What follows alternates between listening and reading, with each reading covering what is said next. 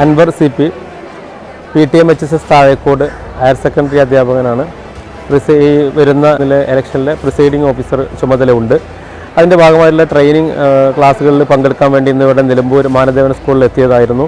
ഇവിടെ രാവിലെ 10 മണി മുതൽ തുടങ്ങി ഏകദേശം ഇപ്പോൾ ഇവിടെ 1:30 മണിയാവുന്നു. ഇതുവരെയും ട്രെയിനിങ്ങിൽ പങ്കെടുത്തുകൊണ്ടേയിരിക്കുകയായിരുന്നു.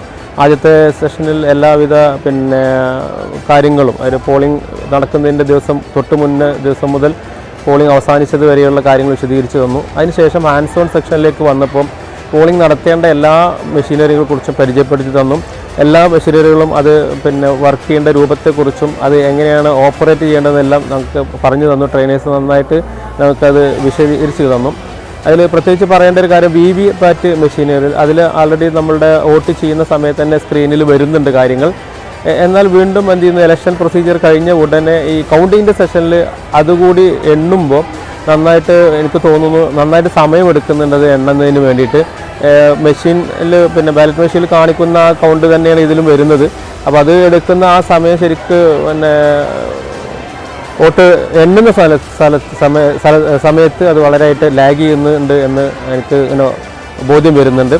ഏതായാലും ഇന്നത്തെ ട്രെയിനിങ് ക്ലാസ് വളരെ നല്ല അനുഭവമായിരുന്നു. 19 നടക്കുന്ന ഇലക്ഷൻ വിജയിക്കട്ടെ എന്ന് അതിനുവേണ്ടി എല്ലാവിധ ആശംസകളും നേരുന്നു.